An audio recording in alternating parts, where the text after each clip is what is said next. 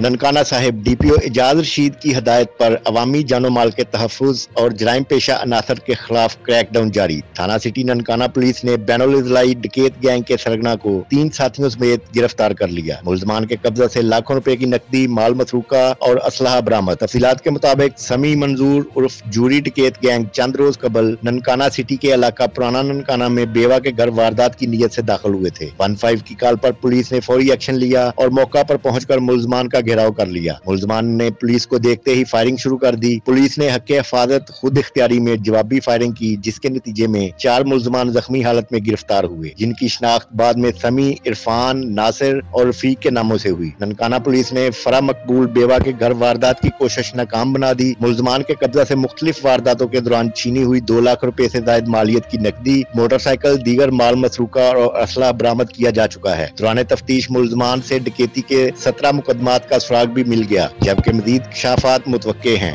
डकैत गैंग जिला ननकाना, लाहौर, शेखुपुरा और गुजरांवाला में डकैती की मुतअद्दिद वारदातों में मुलव्वस है। डीपीओ एजाज रशीद ने कामयाब कार्रवाई पर एसएचओ थाना सिटी ननकाना मोहम्मद बूटा डोगर और हमराही टीम को तारीफी असनाद और नकद इनामात तकसीम किए। डीपीओ का कहना है कि जान हथेली पर रखकर डकैती की कोशिश को नाकाम बनाने वाले पुलिस अफसरान व जवान काबिल फख्र हैं। अवामी जानो माल का तहफ़्फ़ुज़ मेरी अवलीन तरजीह है।